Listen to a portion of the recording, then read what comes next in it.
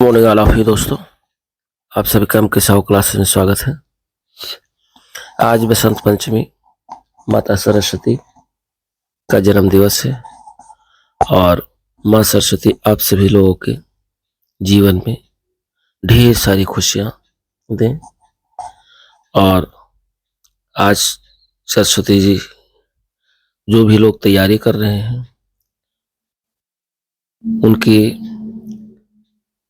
2025 है और 2025 तक लास्ट तक आप लोग जो भी जिस भी विषय से तैयारी कर रहा है, भगवान उसके झोली में कोई ना कोई सरकारी जॉब डाल दे। इसके लिए मैं ईश्वर से प्रार्थना करता हूं और बसंत पंचमी की पुनः ढेरों आप सभी लोगों को शुभकामनाएं। दोस्तों, एक घटना चक्र चल रहा था। घटना चक्र में ये 48वां लेक्चर 47 तक हो गया था। 48वां लेक्चर है संविधान सभा और 49वां है अंतरिम सरकार का गठन। तो संविधान सभा और अंतरिम सरकार के गठन से रिलेटेड फैक्ट्स और जो अब तक पीवाईक्यू क्वेश्चन पूछे गए हैं, ये दोनों को एक में हमने समाहित कर दिया है। इसमें संविधान सभा में 10 से 11 क्वेश्चन है और अंतरिम सरकार के गठन में लगभग में 12-13 क्वेश्चन है। कुल मिलाकर के 20-25 क्वेश्चन है और दोनों से रिलेटेड फैक्ट्स देख ले रहे हैं। चूंकि यहाँ से क्वेश्चन आपके सभी परीक्षाओं में बनते हैं, तो सोच रहे हैं कि कोई भी टॉपिक घटना का चक्र का छूटे ना। देर न करते हुए वीडियो को शुरू करते हैं। यदि चैनल पे पहली बार हैं तो चैनल को लाइक, शेयर और सब्सक्राइब जरूर करें। संविधान सभा का जो गठन है वो 1946 में हुआ। इसमें संविधान सभा के सिद्धांत का समर्थन सर्वप्रथम दर्शन 1895 ईस्वी के स्वराज विधेयक में हुआ जो है होता है, जिसे तिलक के निर्देशन में तैयार किया गया था। 20वीं सदी में इस विचार की ओर सर्वप्रथम संकेत महात्मा गांधी ने किया, जब उन्होंने वर्ष 1922 में अपने विचार व्यक्त करते हुए कहा कि भारतीय संविधान भारतीयों की इच्छा अनुसार ही होगा। ये कहा था महात्मा गांधी ने, और ये क्वेश्चन पूछा भी गया है कि किसने कहा था कि भारतीय संविधान भारतीयों की इच्छा अनुसार ही होगा। ये कहा था महात्मा गांधी ने। वर्ष 1924 में मोतीलाल नेहरू ने ब्रिटिश सरकार के सम्मुख संविधान सभा के निर्माण की मांग प्रस्तुत की और इसके बाद औपचारिक रूप से संविधान सभा के विचार का जो है प्रतिपादन M.N. राय ने किया था। तो M.N. राय ने किया और इस विचार को मूर्त रूप देने का कार्य पंडित जवाहरलाल नेहरू ने किया।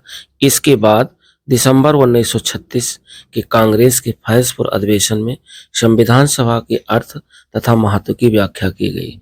कैबिनेट मिशन प्लान के अंतर्गत संविधान सभा का गठन किया गया था और भारत में कैबिनेट मिशन 24 मार्च 1946 को नई दिल्ली आया।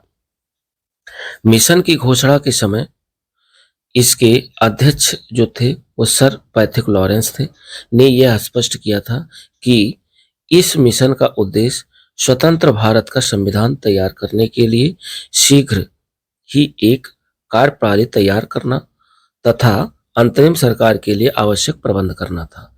कैबिनेट मिशन योजना के तहत यह व्यवस्था थी कि संविधान सभा के निर्माण के लिए प्रत्येक प्रांत को 10 लाख लोगों के लिए एक प्रतिनिधि के अनुपात में जनसंख्या के सांप्रदायिक आधार पर स्थान दिए जाएंगे। मतदाताओं के केवल 3 वर्ग माने गए। कौन कौन? एक आम जनता, एक मुस्लिम और सिख। केवल पंजाब में जो है सिख थे। कैबिनेट मिशन योजना के अनुसार जुलाई 1946 में संविधान सभा के चुनाव हुए।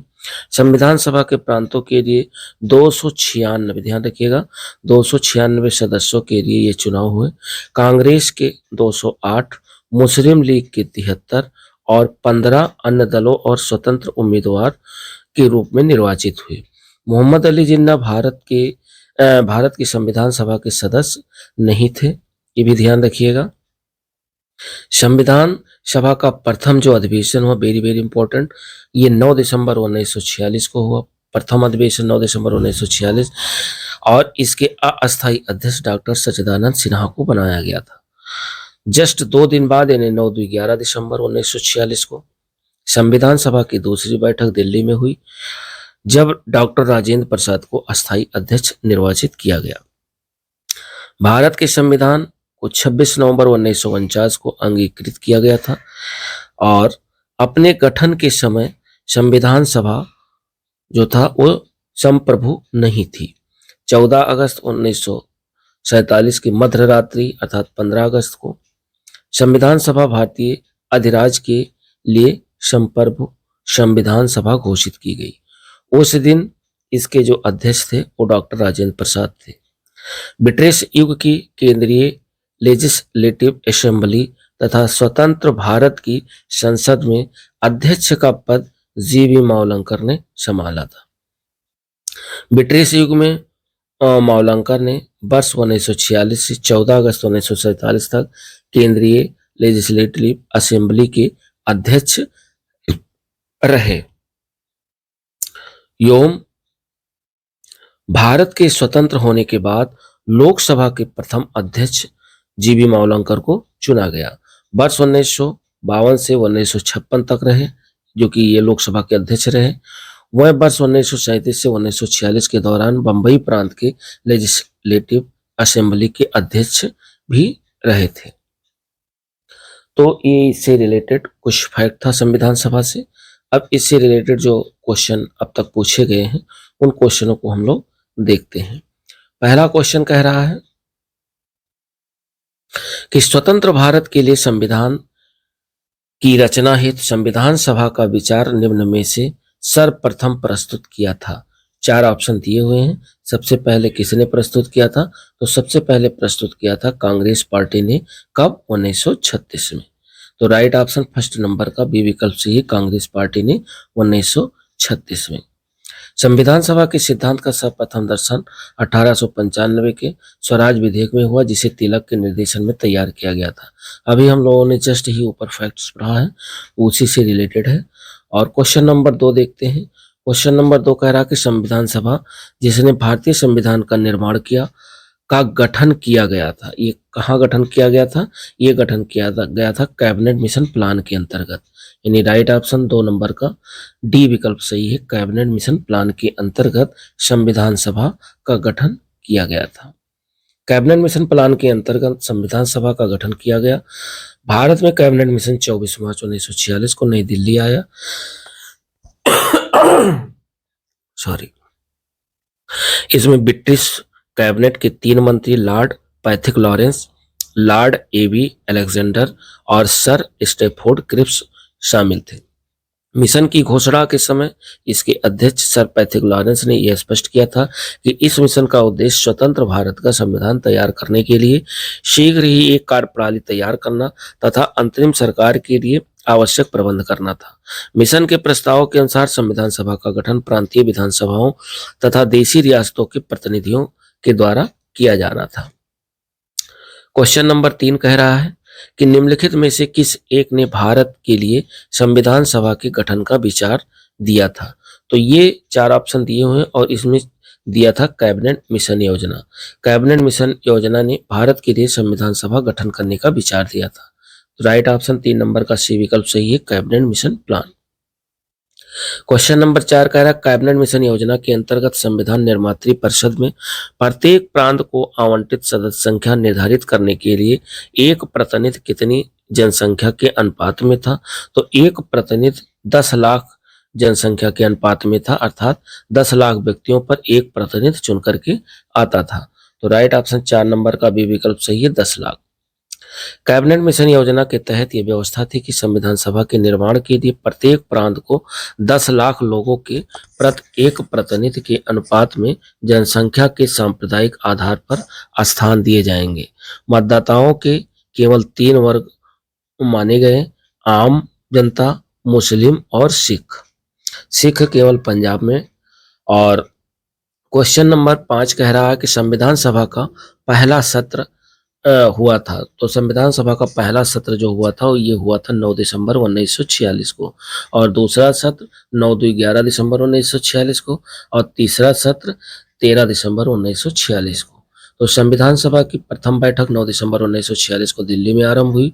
2 दिन बाद यानी 11 दिसंबर को संविधान सभा ने डॉक्टर राजेंद्र प्रसाद को अपना अस्थायी अध्यक्ष चुना था।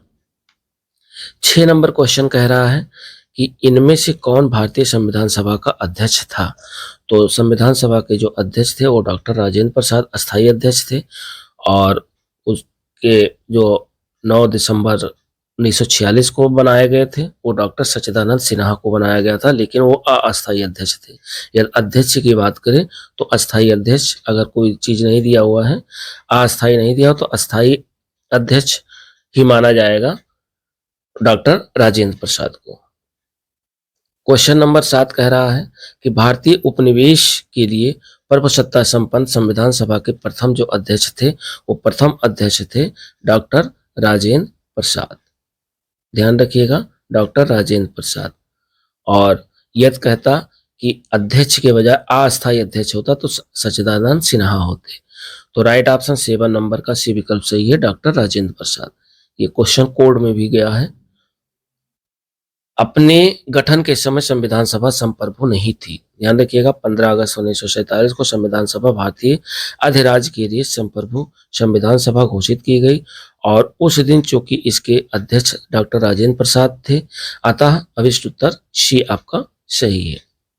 क्वेश्चन नंबर 8 कह रहा है कि निम्नलिखित कथनों में से कौन सा एक सही है। सही आपको छांटना है। ए ऑप्शन कह रहा है कि वर्ष 1946 में प्रांतीय सभाओं द्वारा भारत की संविधान सभा चुनी गई थी, तो एकदम राइट है। 1946 में ही, वर्ष 1946 में प्रांतीय सभाओं द्वारा भारत की संविधान सभा चुनी गई थी। तो राइट ऑप्शन 8 नंबर का ए विकल्प सही है, वर्ष 1946। कैबिनेट मिशन योजना के अनुसार जुलाई 1946 में संविधान सभा के चुनाव हुए, और संविधान सभा के प्रांतों के लिए 296 सदस्यों के लिए ही ये चुनाव हुए थे, जिसमें कांग्रेस के 208 और मुस्लिम लीग के 73 और 15 अन्य दलों से जो है स्वतंत्र उम्मीदवार के रूप में निर्वाचित हुए। मोहम्मद अली जिन्ना भारत की संविधान सभा के सदस्य नहीं थे। संविधान सभा का प्रथम अधिवेशन 9 दिसंबर 1946 को हुआ, और इसके अस्थायी अध्यक्ष डॉक्टर सच्चिदानंद सिन्हा थे। 11 दिसंबर 1946 को संविधान सभा की दूसरी बैठक दिल्ली में हुई, जब डॉक्टर राजेंद्र प्रसाद को अस्थायी अध्यक्ष निर्वाचित किया गया था। भारत के संविधान को 26 नवंबर 1949 को अंगीकृत किया गया था। क्वेश्चन नंबर 9 कह रहा है कि सच्चिदानंद सिन्हा किसके साथ जुड़े हुए थे। तो सच्चिदानंद सिन्हा जो है भारत छोड़ो आंदोलन के साथ जुड़े हुए थे, यानी राइट ऑप्शन 9 का ए विकल्प सही है, भारत छोड़ो आंदोलन। सच्चिदानंद सिन्हा भारत छोड़ो आंदोलन के साथ जुड़े थे।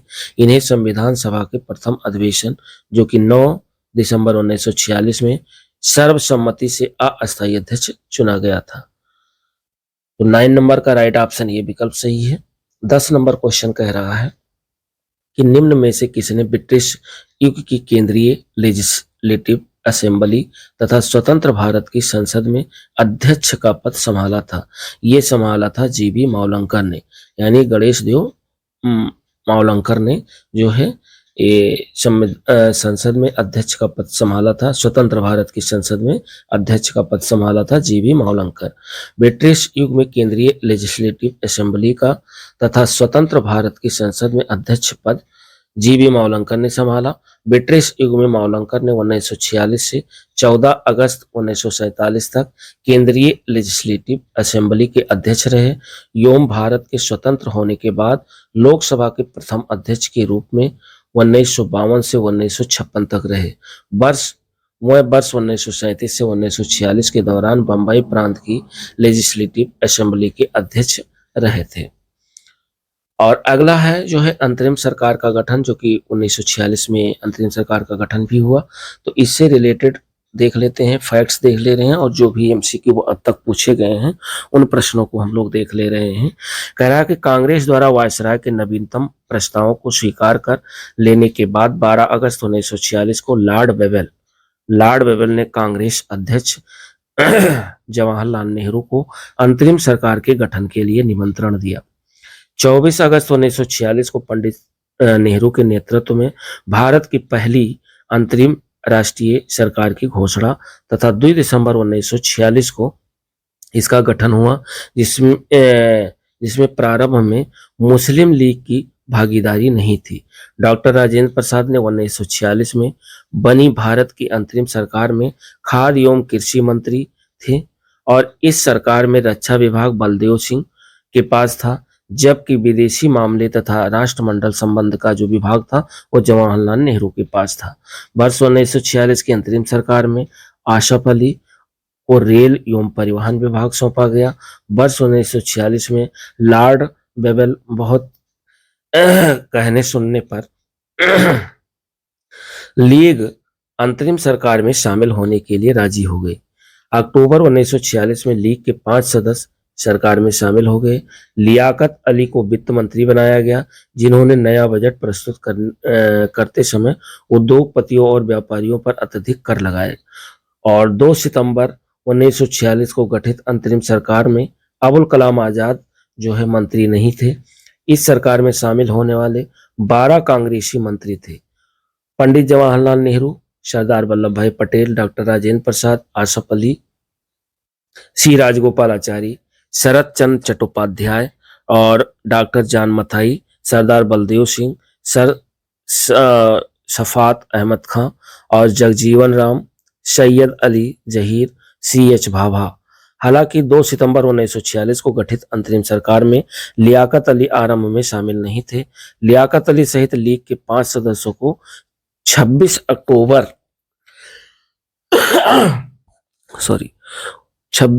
1946 को सरकार में मंत्री बनाया गया, जिसके कारण तीनों कांग्रेसी सदस्यों सैयद अली जहीर, शरद चंद्र बोस तथा सर शफात अहमद खां को हटाना पड़ा।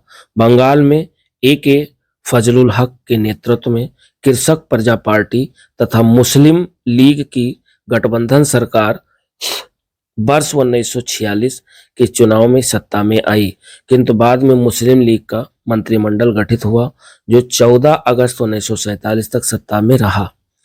इसके प्रधानमंत्री HS सोहरावर्दी थे। 16 अगस्त 1946 की तिथि मुस्लिम लीग द्वारा सीधी कार्रवाई दिवस हेतु सुनिश्चित की गई थी।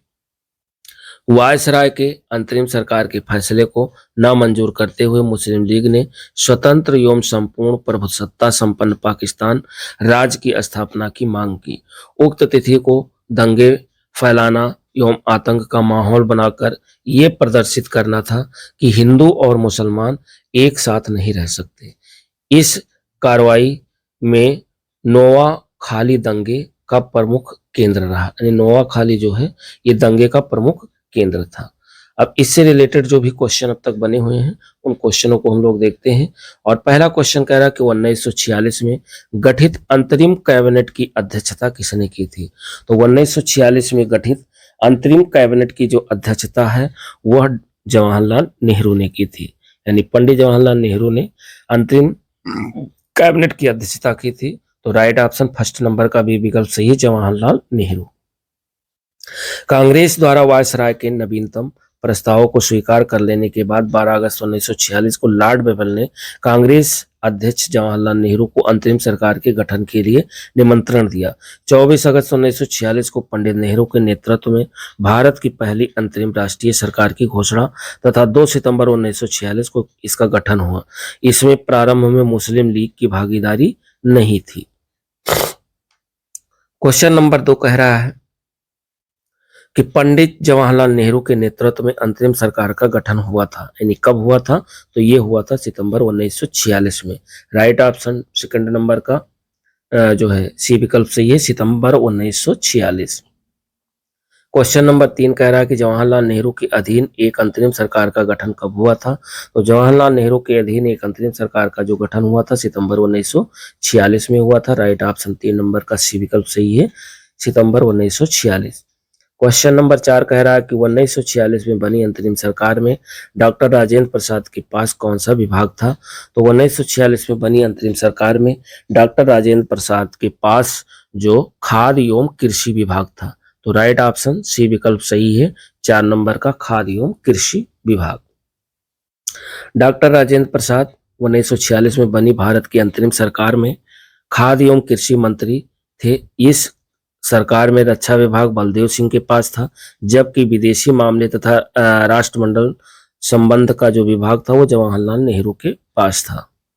क्वेश्चन नंबर 5 हम लोग देखते हैं और 5 नंबर कह रहा है कि अंतरिम सरकार 1946 में रेल मंत्रालय का कार्य कौन देखता था। तो अंतरिम सरकार जो 1946 में बनी थी उसमें रेल मंत्रालय का कार्य देखते थे Asaf Ali. Right option 5 number का सी विकल्प सही है, आसफ अली। अर्थात वर्ष 1946 की अंतरिम सरकार में आसफ अली को रेल और परिवहन विभाग सौंपा गया था। क्वेश्चन नंबर 6 कह रहा है कि जब 1946 में भारतीय मुस्लिम लीग को अंतरिम सरकार में शामिल किया गया तब लियाकत अली खां को जो विभाग दिया गया था वो कौन सा विभाग था। तो लियाकत अली को वित्त मंत्रालय दिया गया था, यानी राइट ऑप्शन 6 नंबर का सी विकल्प सही है, वित्त विभाग। और इससे रिलेटेड कह रहा है कि वर्ष 1946 में लॉर्ड वेबल के बहुत कहने सुनने पर लीग अंतरिम सरकार में शामिल होने के लिए राजी हो गई। अक्टूबर 1946 में लीग के 5 सदस्य सरकार में शामिल हो गए। लियाकत अली को वित्त मंत्री बनाया गया और जिन्होंने बजट प्रस्तुत करते समय उद्योगपतियों और व्यापारियों पर अत्यधिक कर लगाए थे। 7 नंबर क्वेश्चन कह रहा है कि निम्नलिखित में से कौन नेहरू की अंतरिम सरकार जो कि 1946 में बनी थी उसमें वित्त मंत्री थे। तो वित्त मंत्री थे लियाकत अली खां, यानी राइट ऑप्शन 7 नंबर का सी विकल्प सही है, लियाकत अली खां। 8 नंबर क्वेश्चन कह रहा है कि निम्नलिखित में से कौन अंतरिम सरकार का सदस्य नहीं था। तो अंतरिम सरकार के जो सदस्य नहीं थे वो डॉक्टर भीमराव अंबेडकर नहीं थे, बाकी जवाहरलाल नेहरू थे, बलदेव सिंह थे और अली जो है जहीर थे। तो राइट ऑप्शन 8 नंबर का डी विकल्प सही है, भीमराव अंबेडकर जो है अंतरिम सरकार के सदस्य नहीं थे। 2 सितंबर 1946 को पंडित जवाहरलाल नेहरू के नेतृत्व में सरकार की स्थापना हुई। कैबिनेट मिशन योजना के तहत अंतरिम सरकार की घोषणा 24 अगस्त 1946 को की गई।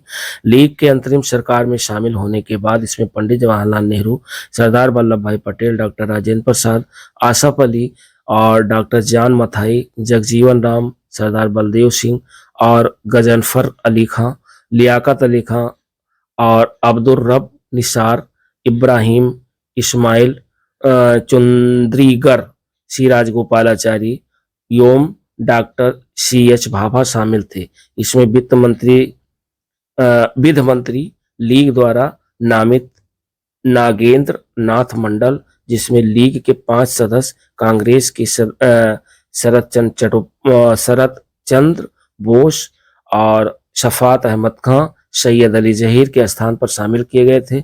BR अम्बेडकर इसमें शामिल नहीं थे।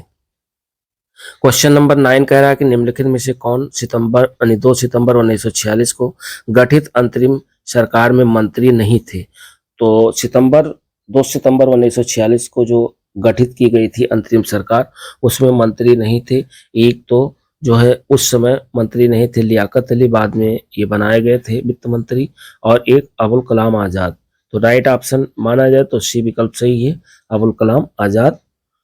2 सितंबर 1946 को गठित अंतरिम सरकार में अबुल कलाम आजाद मंत्री नहीं थे। इस सरकार में शामिल होने वाले 12 कांग्रेसी मंत्री थे, पंडित जवाहरलाल नेहरू, सरदार वल्लभ भाई पटेल, डॉक्टर राजेंद्र प्रसाद, अरुणा आसफ अली और राजगोपालाचारी, शरद चंद्र चट्टोपाध्याय, डॉक्टर जान मथाई, सरदार बलदेव सिंह और सर शफात अहमद खां, जगजीवन राम, सैयद अली जहीर, CH भाभा। हालांकि 2 सितंबर 1946 को गठित अंतरिम सरकार में लियाकत अली प्रारंभ में शामिल नहीं थे।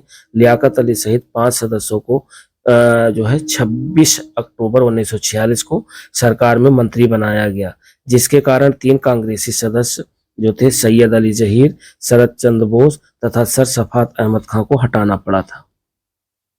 क्वेश्चन नंबर 10 कह रहा है 1946 के चुनाव के बाद मुस्लिम लीग ने किस प्रांत में अपनी सरकार बनाई थी।